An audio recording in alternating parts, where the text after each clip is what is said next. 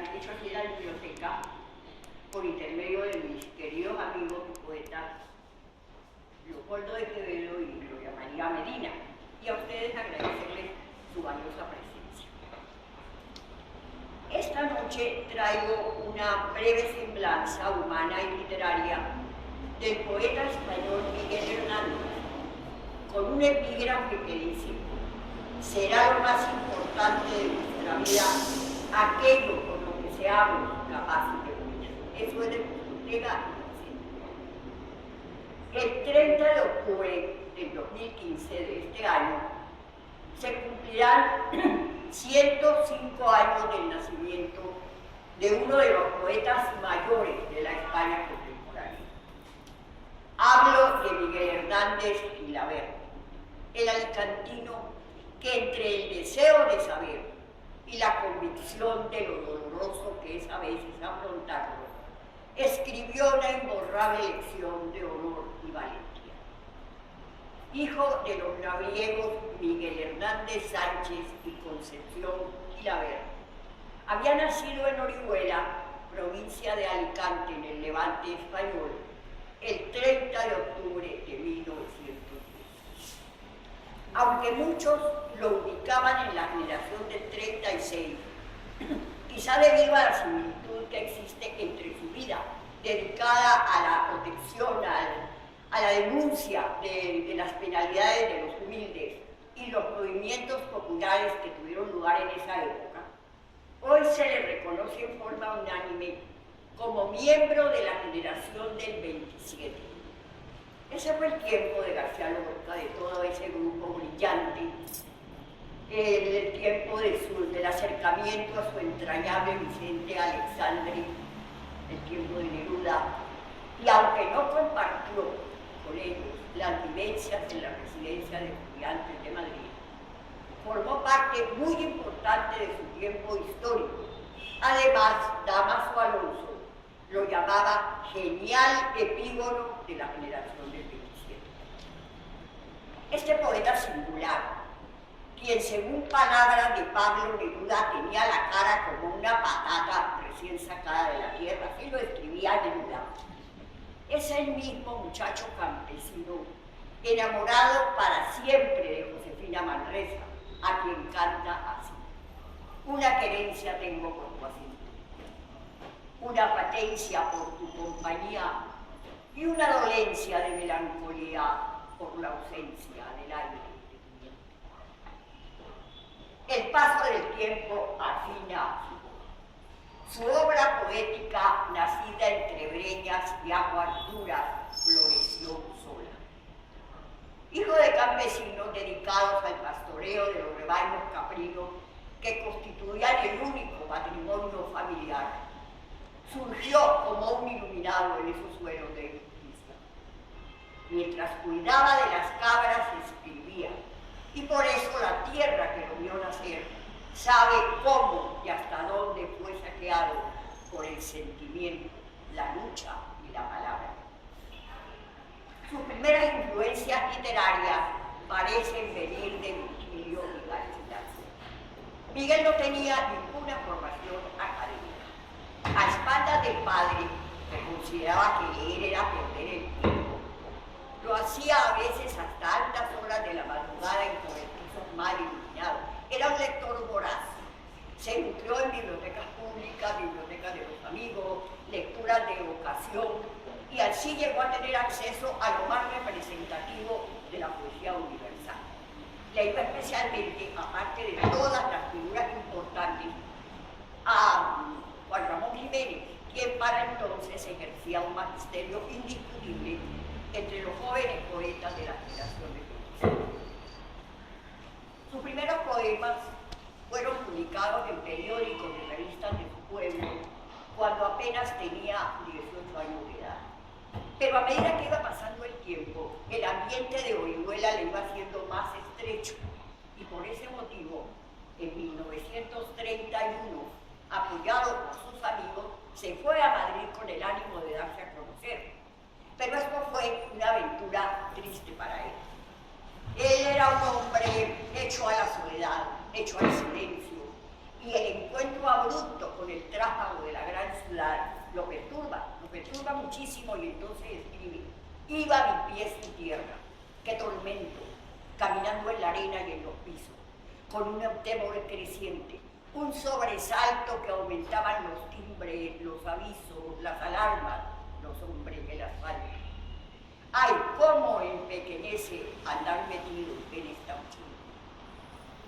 Estos versos nos dicen claramente cómo se sintió durante el año que le tocó permanecer en Madrid. Fue un tiempo de soledad, de desencanto, de grandes carencias económicas, y entonces decidió volver a su pueblo. Ya en Orihuela empezó a escribir su primer poemario titulado Perito en Lunas. Perito en Lunas es un libro de influencia gongorina muy marcada, escrito en octavas reales con gran dominio de la metáfora.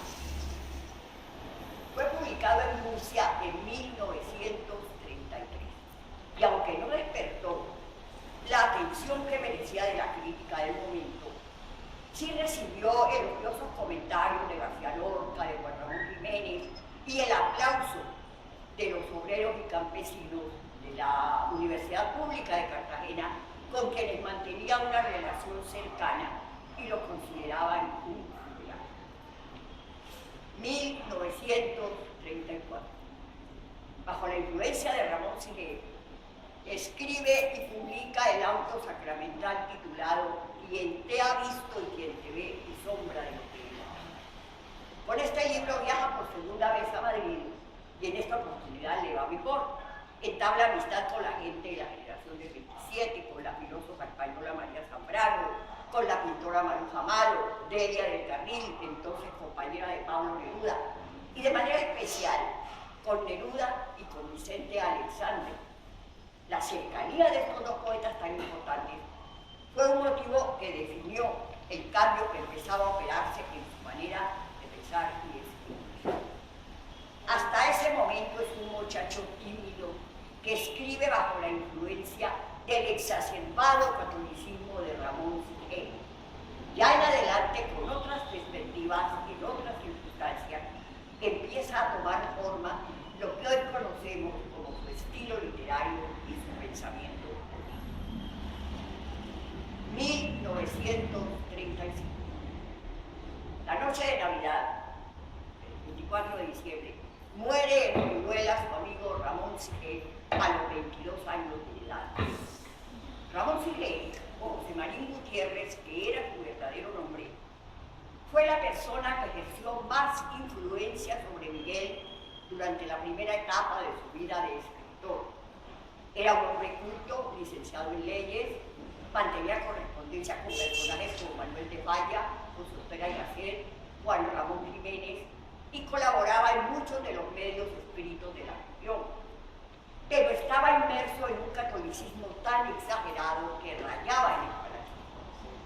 Y por eso Miguel empezó a distanciarse de él. Cuando Sigué murió, ya estaban alejados. Pero esto no fue obstáculo para que Miguel sintiera hondamente la desaparición de su amigo y de su primer mentor. Y entonces, como homenaje a su memoria, escribió una de las elegías más conmovedoras que conoce nuestra lengua. Yo quiero ser llorando el hortelano de la tierra que ocupas y estercola, compañero del alma, tan temprano. Así empieza y termina diciendo: a las aladas, a las almas de las rosas y al almendro de nata, que tenemos que hablar de muchas cosas, compañero del alma. 1935. Escribe y publica uno de sus libros clave, El rayo que no cesa. Este es un libro que, según el mismo Miguel, es un libro de amor. Allí empezamos a ver ya su nueva manera de mirar la vida. Incluye en ese libro la elegía escrita para Sigué y reúne en un solo volumen Imagen de tu huella y El silbo vulnerable. Este libro está conformado en gran medida por sonetos muy bien logrados y por algunos poemas con poesía muy combativa, de denuncia. Me llamo Barro, aunque Miguel me llame. Barro es mi profesión y mi destino. En ese año, en julio del 36, Estalla la guerra civil española y eso lo mueve a tomar partido. Se despide de su familia y se alista en el 5º Regimiento de Zapadores y Minadores, con sede en Extremadura, Andalucía y Teruel. Se convierte en un soldado más del ejército republicano, un hombre de trinchera. Escribe y recita para los hombres de su batallón. Va a Valencia y a Madrid al segundo Congreso Antifascista y a Moscú para asistir al 5º Festival de Teatro Soviético. Y en este contexto, en 1937, publica Viento del Pueblo, una obra social y política que gira en torno a lo que fue tema recurrente de su poesía, la defensa del oprimido, haciendo énfasis en la tragedia de los campesinos españoles y de manera especial en la de los niños campesinos españoles, mediante poemas tan conocidos como Aceituneros, El niño lutero, Carne de yugo ha nacido más humillado que bello. Por cierto que ese poema lo musicalizó Serrat, Manuel Serrat. Ya a estas alturas, su compromiso político con la izquierda es evidente. El 29 de marzo, en un breve paréntesis entre los juegos de la guerra, ya en el año 37, se casa en Orihuela con su novia de siempre, la costurera Josefina Manresa, a quien había conocido allí en 1933 y que es inspiradora de poesía de amor, aunque dicen que algunos de los poemas recogidos en El rayo que no cesa los inspiró la pintora Maruja Malo, con quien parece que mantuvo una relación amorosa durante su permanencia en Madrid, que casi le cuesta el noviazgo con Josefina. Pero el grueso de su bella, de su intensa poesía de amor, la inspiró Josefina, su mujer. En este libro, El viento del pueblo, hay un poema que a mí me parece que en él se ve cómo procesa Miguel el difícil momento que le toca vivir, cómo le hace de falta a su mujer que está en Orihuela. La escribió para ella, se llama Canción del esposo soldado. Está escrito en cuartetos asonantes, una de cuyas estrofas dice: es preciso matar para seguir viviendo. Un día iré a la sombra de tu pelo lejano y dormiré en la sábana de almidón y de suelo cocida. El 16 de agosto de ese año, el Ministerio de Instrucción Pública lo manda a Europa, va a Moscú, y eso coincidió porque en esos días él había publicado en Valencia una obra de teatro que se llama El labrador que más hay. Se fue, viajó por Kiev, Moscú, Estocolmo, París, Londres. Fue un periplo largo y muy fructífero para él, al final del cual regresó primero a Orihuela a saludar a su familia y luego nuevamente al campo de batalla.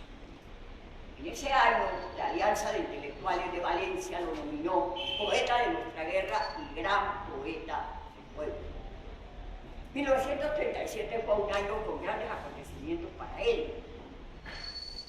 Él se había casado en marzo. En diciembre de ese año, 37, nace su primer hijo, Manuel Ramón. A Miguel lo acometen una serie de preocupaciones, de sentimientos encontrados, porque él sabe la situación del país, las penalidades a las que está sometido el pueblo español y teme con razón por el futuro de su mujer y de su hijo. Efectivamente, el niño vive solo 10 meses. Muere muy chiquito, debido, dicen, a una dolencia que no se le atendió, pues no debería haber sido. Esto, por supuesto, lo sume en una tristeza infinita, pero infinita. Y a estas alturas, su vida, ya molida, revuelta en las incidencias terribles de la guerra, se ve todavía muchísimo más hundida con la muerte del niño. Y empieza a madurar en esa palabra lúcida, valiente y casi profética que conocemos con el nombre de la obra poética de Miguel Hernández. 2 años después, a este niño se le están dedicados poemas como Hijo de la luz y de la sombra, y algunos recogidos en Cancionero y Romancero de ausencia. 2 años después, en el 19 de enero de 1939, nace su segundo hijo, Manuel Miguel. Él recibe la noticia en el frente de Teruel y además una carta Josefina donde le dice que el niño se alimenta y ella se alimenta solo de pan y cebolla. Entonces escribe uno de sus poemas más conocidos, con un lenguaje conmovedor y un estilo de alto vuelo lírico, relata la tragedia de su hijo y a mí me parece que implícitamente toca también la tragedia de todos los niños pobres nacidos en esa época. Se llama Las nanas de la cebolla. En la cumbre del hambre mi niño estaba. Con sangre de cebolla se amamantaba, pero tu sangre, escarchada en azúcar, cebolla y hambre. Mientras tanto, la guerra continúa con la movilización constante de un frente a otro. La situación del Ejército Popular donde lucha Miguel, sin armas, sin víveres, con la sola ayuda de Rusia y México, empeora cada día. Miguel entonces publica El hombre acecha, un poemario que no lo verá publicado porque una comisión depuradora franquista ordena que los libros sean decomisados y destruidos antes de ser editados. Se salvan dos ejemplares que permiten la publicación del libro en 1981. El hombre acecha toca de manera casi visceral la tragedia de España dividida en dos bandos republicanos y falangistas. Canta en versos alejandrinos el valor de los soldados en el frente y parece intuir el final de la guerra. Efectivamente, el 1 de abril de ese año, el Ejército Popular es derrotado, la guerra termina, y Miguel huye con intenciones de llegar a Portugal, pero en la frontera es detenido por el dictador, por la policía, el dictador Salazar, y entregado a la Guardia Civil española. Y empieza para este hombre una peregrinación dolorosísima por diferentes cárceles de España, como decía él humorísticamente, me tienen haciendo turismo. Madrid, Toledo, Torrijos, Valencia. Bueno, al fin se le recluye en la cárcel de Huelva, donde escribe Cancionero y Romancero de ausencia. Un poemario noble y amargo que no verá publicado. No hay cárcel para el hombre. No podrán atarles, no. Este mundo de cadenas me es pequeño y exterior. Su vida en la cárcel es una verdadera tortura. Solo, incomunicado, lejos de sus querencias, cae enfermo. Y entonces un grupo de amigos influyentes, entre los que está María Teresa León, la compañera de Rafael Alberti, Pablo Neruda, y de manera especial el cardenal Baudrillard, que era amigo de Franco, a quien había conmovido la poesía religiosa que Miguel escribía al principio de su carrera, los primeros años, interceden por él y obtienen su libertad absoluta. Sale libre, y aunque sus amigos le aconsejan que de ser posible se asile en una embajada, que no se deje ver mucho, él desoye todas estas recomendaciones y viaja primero a Cox a visitar a su mujer y a su hijo, y luego a Orihuela a saludar a su familia. Y efectivamente, a la salida de un almuerzo compartido con los padres de Ramón Sige, alguien lo reconoce, lo denuncia, es capturado nuevamente y un tribunal militar lo condena a muerte en la plaza y en la prisión del Conde de Toreno en Madrid en marzo de 1940. Esta pena, por intercesión de sus amigos, le es conmutada por la de 30 años de presidio que no alcanzó a cumplir. ¿Vio? Sería imposible relatar con palabras todas las penas, todos los tormentos, todas las frustraciones que tuvo que sufrir Miguel durante su vida en la cárcel. La escasez, la carencia total de dinero para comprar los medicamentos que de haberle sido administrados a tiempo quizá le habrían salvado la vida, las dantescas circunstancias de la vida carcelaria, el abandono de gran parte de su familia, sobre todo de su padre, que nunca le perdonó su afiliación al Partido Comunista Español y no quiso volver a verlo, ni siquiera cuando Miguel acababa de morir. Josefina Manresa, su compañera incondicional de sus días terribles, dejó al respecto testimonios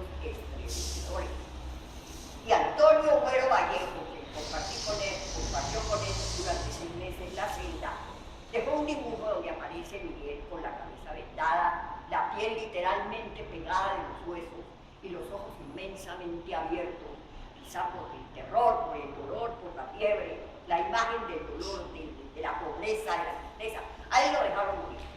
Se murió de pobreza, se murió de abandono, se murió de soledad, de la lucha incesante en una patria llena de cicatrices, del combate con el día a día, de la peregrinación por distintas cárceles, cada una más sórdida que la otra, del abandono de gran parte de su familia y muchos de sus amigos. Hay algunos autores que afirman que la familia tuvo mucha culpa de la muerte, de la muerte de él, porque lo aislaron y le volvieron la espalda.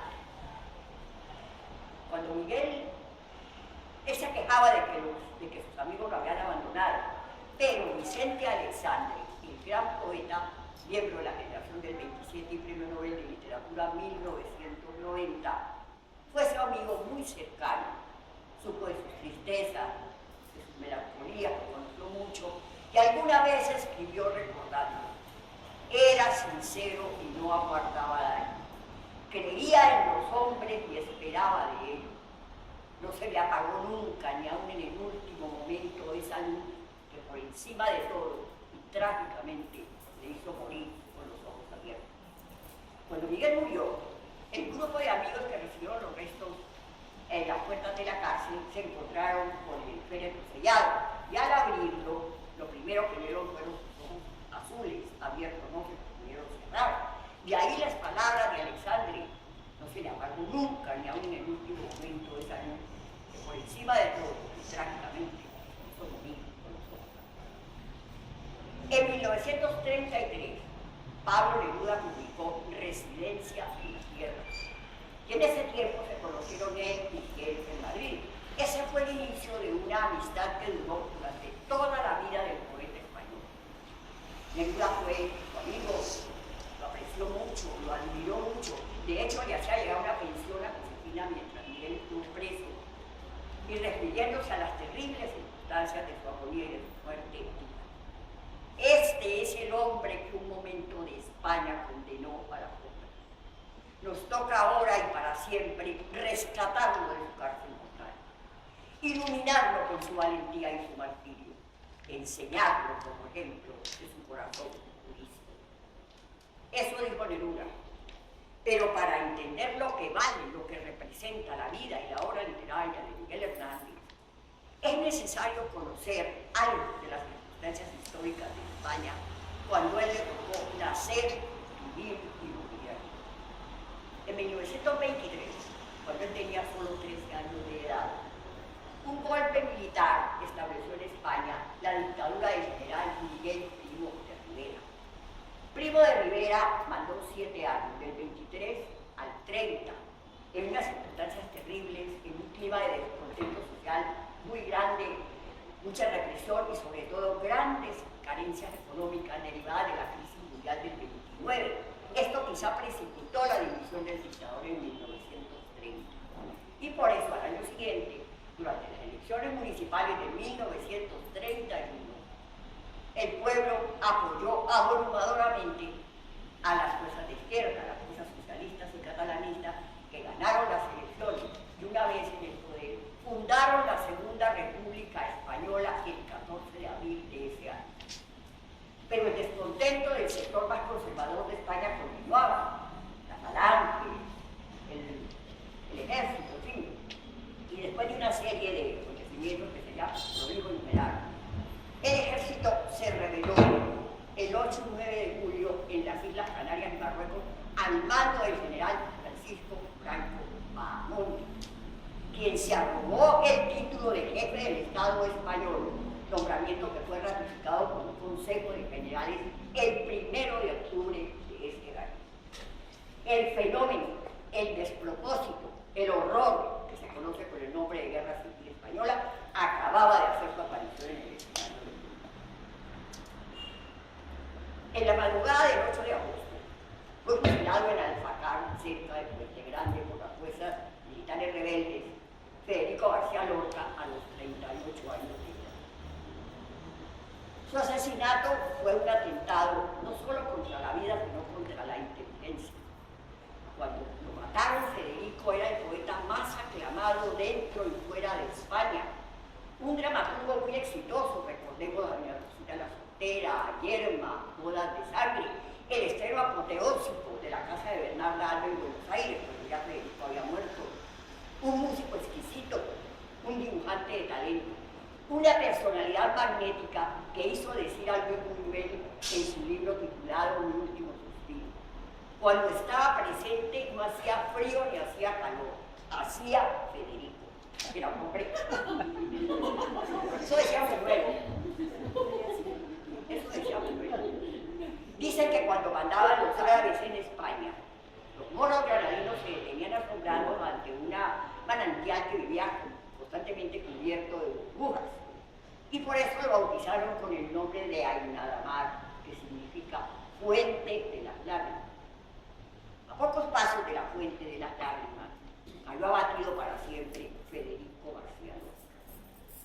A esto siguieron 3 años de guerra, de horror, de extroficios de toda clase. Y ya que estamos hablando de Miguel Hernández, es necesario tocar muy brevemente el escenario de sus últimos años, la Guerra Civil Española. Entre 1936, cuando él tenía 26 años de edad, que se alistó en el ejército republicano, y 1942, fecha de su muerte a los 31 años de edad, su juventud se consumió entre la pólvora y las balas del frente. Ahí nacieron sus esperanzas, sus alegrías, sus frustraciones, lo encarnizado de su lucha, el hervor de su poesía. La Guerra Civil Española fue un fenómeno político, bélico, social, que desembocó en un conflicto económico de circunstancias y de consecuencias impredecibles.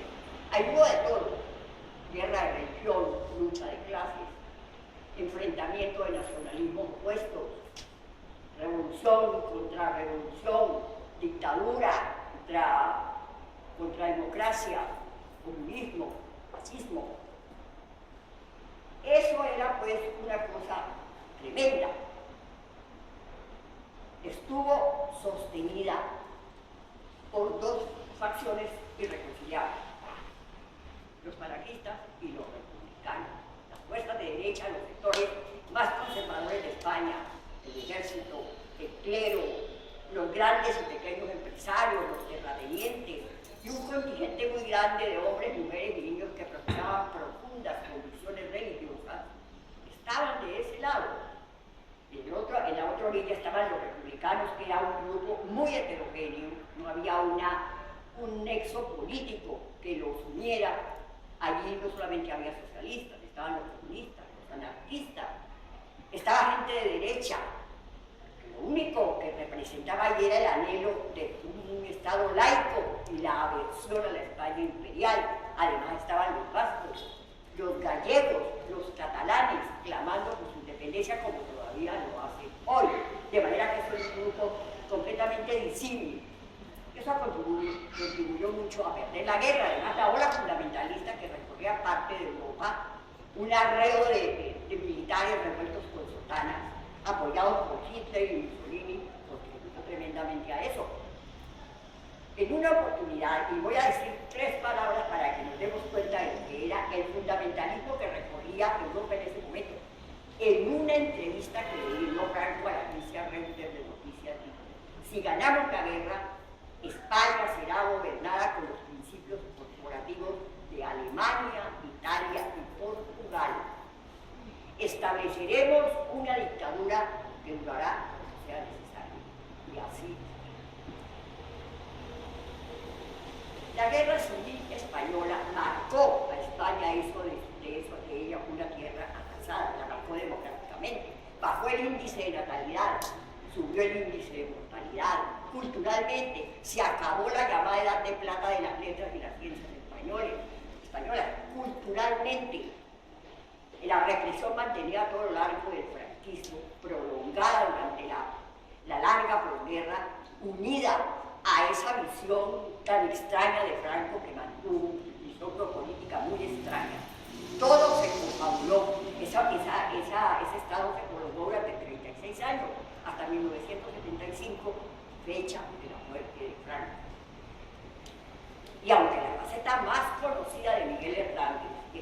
poeta insigne. No olvidemos que la sangre y las lágrimas que cayeron copiosamente sobre España en un momento aciago nutrieron su poesía. Fue hijo de una tierra bárbara y heroica, cuna de la Inquisición y del Quijote, protagonista de la aventura que partió en dos un mundo que de cara al Renacimiento empezaba a sacudirse los oscurantismos medievales y que miró caer sobre las callejuelas del Albaicín en una lucha desigual el 20 de julio de 1936, el último reducto republicano de Granada durante la heroica resistencia de la ciudad. Su corta vida y su muerte, abonadas con toda clase de injusticias y crueldades, es ejemplo de cómo ciega en el corazón humano la intolerancia religiosa y política. Viva el mundo en un país clerical e ignorante, empeñado en un torpe combate fratricida que acabó con lo mejor de la juventud española de la época, que condenó al silencio total a poetas como García Lorca y Miguel Hernández y aventó al exilio a personajes como Pablo Picasso, Rafael Alberti, Pablo Neruda, Luis Cernuda, Miguel de Unamuno, que fue una de las personajes más perturbadoras de la generación del 98, don Antonio Machado. Porque para hablar de don Antonio Machado, de ese sevillano genial, sencillo, maestro por encima de todo, hay que decir don Antonio Machado. Ian Gibson tiene un libro, una biografía que escribió sobre Machado que se llama Ligero de Pan. Ahí narra todas las finalidades a que se vieron sometidos él y su madre ya muy anciana y enferma, huyendo del horror de la guerra civil. En la lluvia, el sol, el miedo, la tristeza, hasta poder remontar la frontera y morir pobres y olvidados al otro lado, en Francia, en Toulouse. Al lado de esos personajes y de muchos otros, hubo una masa anónima de hombres, mujeres y niños muy grandes, que se tuvo que ir de su ciudad, se desplazaron como pudieron, a pie, en carretas, en toda clase de vehículos, huían desesperados. Los caminos de España se convirtieron en ríos llenos de gente que huía. Se iban y se desperdigaron por el mundo con el peso del recuerdo, de la nostalgia, de la añoranza, del desarraigo. La diáspora española de ese tiempo tiene todos los colores de la tristeza, de la melancolía, de la impotencia, del saber que se está pisando en algo que no nos pertenece. Y ese fue el escenario donde Miguel desarrolló pues todo lo que conocemos de su vida, porque lo anterior fue otra cosa. Esa lucha terrible, desatada entre el sector civil y el militarismo desmandado, influyeron poderosamente en su obra literaria e hicieron de su poesía la expresión más pura de la época. Murió tuberculoso y abandonado a las 5:30 de la madrugada en la enfermería del reformatorio de Alicante el 28 de marzo de 1942 a los 31 años de edad.